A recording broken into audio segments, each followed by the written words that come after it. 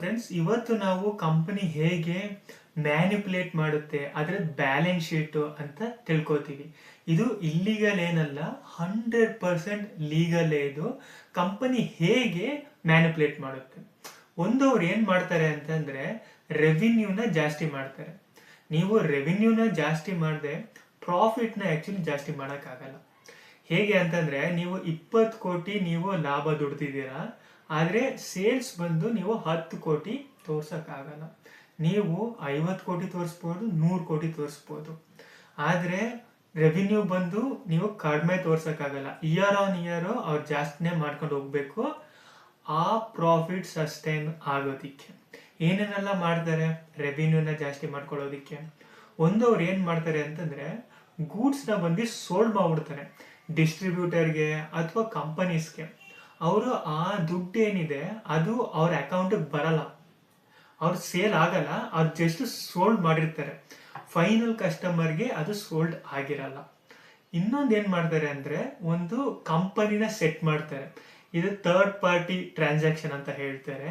ಒಂದು company A company B ಕಂಪನಿನ start ಮಾಡಿಬಿಟ್ಟು ಆ ಕಂಪನಿ ಏನು ಮಾಡುತ್ತೆ, ಈ ಕಂಪನಿಗೆ ಗೂಡ್ಸ್ ಸೋಲ್ಡ್ ಮಾಡುತ್ತೆ, ಆದರೆ ಅದ್ರ ಲಾಭ ಏನಿದೆ ಅದಕ್ಕೆ ಸಿಗಲ್ಲ, ಅದು ರಿಸೀವಬಲ್ಸ್ ಅಲ್ಲಿ ಇರುತ್ತೆ.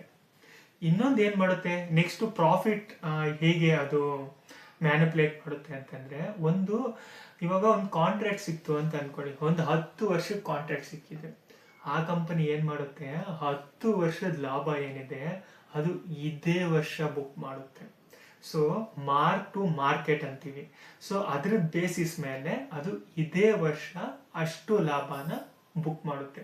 ಇನ್ನೊಂದು ಅದು ಏನ್ ಮಾಡುತ್ತೆ ಅಂತಂದ್ರೆ ಓವರ್ ವ್ಯಾಲ್ಯೂಯಿಂಗ್ ಇನ್ವೆಂಟ್ರಿ ಅಂತಂದ್ರೆ ನಿಮ್ಗೆ ಗೊಡೌನ್ ಅಲ್ಲಿ ಒಂದಿಷ್ಟು ಶೂಸ್ ಇದೆ, ಓಕೆನಾ. ಸೊ ಅದ್ರದ್ದು ವ್ಯಾಲ್ಯೂ ಬಂದು 1,000 ರೂಪಾಯಿ ಅಂತ ಅನ್ಕೊಳ್ಳಿ.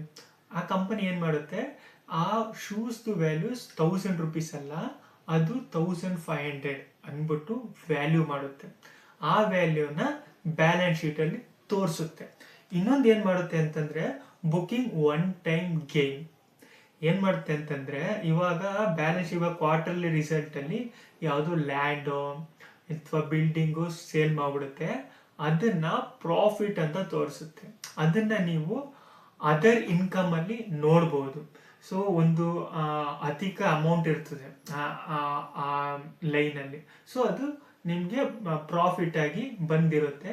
ಅವಾಗ ಕಂಪನಿ ಈ ವರ್ಷದಿಂದ ಆ ವರ್ಷಕ್ಕೆ ಇಯರ್ ಆನ್ ಇಯರ್ 30% ಇನ್ಕ್ರೀಸ್ ಆಯಿತು ಅಂತ ಪ್ರಾಫಿಟ್ ತೋರಿಸ್ತಾರೆ. ಆದರೆ ಆಕ್ಚುಲಿ ಅವರು ಲ್ಯಾಂಡ್ ಅಂಡ್ ಬಿಲ್ಡಿಂಗ್ ಏನಾದರೂ ಸೇಲ್ ಮಾಡ್ತಾ ಇರ್ತಾರೆ. ಇದನ್ನ ಪ್ಲಾನ್ ಮಾಡ್ಕೊಂಡು ಕ್ವಾರ್ಟರ್ಲಿ ಸೇಲ್ ಮಾಡ್ತಾರೆ. ಇದನ್ನ ಲ್ಯಾಂಡ್ ಆನ್ ಬಿಲ್ಡಿಂಗ್ ನ ಕ್ವಾರ್ಟರ್ಲಿ ಸೇಲ್ ಮಾಡ್ಕೊಂಡು ಅವ್ರ ಪ್ರಾಫಿಟ್ಗೆ ಅವರು ತೋರಿಸ್ಕೋತಾರೆ. ಇನ್ನೊಂದು ಏನ್ ಮಾಡ್ತಾರೆ ಅಂತಂದ್ರೆ ಕ್ಯಾಶ್ ಫ್ಲೋ, ಫಸ್ಟ್ ರೆವಿನ್ಯೂ ಆಯ್ತು, ನೆಕ್ಸ್ಟ್ ಪ್ರಾಫಿಟ್ ಆಯ್ತು, ನೆಕ್ಸ್ಟ್ ಕ್ಯಾಶ್ ಫ್ಲೋನ ನಾವು ನೋಡ್ತೀವಿ. ಅದು ಹೇಗೆಲ್ಲ ಮ್ಯಾನಿಪುಲೇಟ್ ಮಾಡ್ತಾರೆ ಅಂತಂದ್ರೆ ಒಂದು ಬಾರೋ ಮನಿ. ಏನ್ ಮಾಡ್ತಾರೆ ಅಂತಂದ್ರೆ ಸಾಲನ ತಗೋತಾರೆ ಅವರು. ಸಾಲನ ತಗೊಂಡ್ರೆ ಆಕ್ಚುಲಿ ಆಪರೇಟಿಂಗ್ ಕ್ಯಾಶ್ ಫ್ಲೋ ಬಂದು ನಿಮ್ಮ ಹತ್ರ ದುಡ್ಡಿದೆ, ಅದು ನೀವು ಮಾಡಿದ ದುಡ್ಡಲ್ಲ, ಅದು ಬೇರೆಯವ್ರ ಹತ್ರದಿಂದ ಸಾಲ ತಗೊಂಡಿದ್ದು ದುಡ್ಡು. ಇನ್ನೊಂದು ಏನ್ ಮಾಡ್ತಾರೆ ಅಂತಂದ್ರೆ ನಿಮ್ಮ ಹತ್ರ ಅವಾಗ್ಲೇ ಹೇಳ್ದೆ ಅಲ್ವಾ, ನೀವು ಒಂದು ಕಂಪನಿಗೆ ಸೇಲ್ ಮಾಡಿದೀರಾ, ಆದ್ರೆ ನಿಮ್ಗೆ ದುಡ್ಡು ಬಂದು ರಿಸೀವ್ ಆಗಿಲ್ಲ. ಆದ್ರೆ ಆ ಕಂಪನಿ ಏನ್ ಮಾಡುತ್ತೆ ಅಂತಂದ್ರೆ ರಿಸೀವಬಲ್ ರಿಸಿಪ್ಟ್ಸ್ ಎಲ್ಲ ಇರ್ತದಲ್ವಾ, ಆ ರಿಸಿಪ್ಟ್ ಮಾಡಿಕೊಂಡು ಬ್ಯಾಂಕ್ ಅಲ್ಲಿ ಆಕ್ಚುಲಿ ಸಾಲ ತಗೊಳುತ್ತೆ. ಆ ಸಾಲನ ಬ್ಯಾಲೆನ್ಸ್ ಶೀಟ್ ಅಲ್ಲಿ ತೋರಿಸುತ್ತೆ, ಓಕೆನಾ. ಸೊ ಇವೆರಡು ಥಿಂಗ್ಸು ಕ್ಯಾಶ್ ಫ್ಲೋ ಅಲ್ಲಿ ಮಾಡ್ಬೋದು. ಇನ್ನೊಂದು ಫ್ರೀ ಕ್ಯಾಶ್ ಫ್ಲೋ. ಯಾವಾಗಲೂ ಹೇಳ್ತಾರೆ free cash flow ultimate. So ಅದರಲ್ಲಿ ಯಾವುದೇ ತರ ಮ್ಯಾನಿಪುಲೇಟ್ ಮಾಡೋಕ್ಕಾಗಲ್ಲ ಅಂತ. ಅದರಲ್ಲಿ ಕೆಲವೊಂದು ಟ್ರಿಕ್ಸ್ ಏನು ಮಾಡ್ತಾರೆ ಅಂತಂದ್ರೆ ಎಕ್ಸ್ಪೆನ್ಷನ್ಗೆ ಅಮೌಂಟ್ ಬೇಕಾಗಿರ್ತದೆ. ಆ ಎಕ್ಸ್ಪೆನ್ಷನ್ ಅಮೌಂಟ್ ಏನಿದೆ ಅದು ಯುಟಿಲೈಸ್ ಮಾಡಲ್ಲ, ಅವ್ರ ಎಕ್ಸ್ಪೆನ್ಷನ್ ಜಾಸ್ತಿ ಮಾಡಕ್ ಹೋಗಲ್ಲ, ಅವ್ರದ್ದು ಎಕ್ಸ್ಪೆಂಡಿಚರ್ ಏನಿದೆ ಅದನ್ನ ಮಾಡಕ್ ಹೋಗಲ್ಲ. ಸೊ ಅದರಿಂದನೂ ಫ್ರೀ ಕ್ಯಾಶ್ ಫ್ಲೋ ಜಾಸ್ತಿ ತೋರಿಸ್ಬೋದು. ಸೊ ನೆಕ್ಸ್ಟ್ ವಿಡಿಯೋದಲ್ಲಿ ಇದನ್ನೆಲ್ಲ ಹೇಗೆ ಫೈಂಡ್ ಔಟ್ ಮಾಡ್ಬೋದು, ನೀವು ಹೇಗೆ ಇದನ್ನೆಲ್ಲ ಫೈಂಡ್ ಔಟ್ ಮಾಡಿ ಡಿಟೆಕ್ಟ್ ಮಾಡಿ ಒಳ್ಳೆ ಕಂಪನೀಸಲ್ಲಿ ಇನ್ವೆಸ್ಟ್ ಮಾಡ್ಬೋದು ಅಂತ ನಾನು ನಿಮ್ಗೆ ಹೇಳ್ತೀನಿ. Thank you.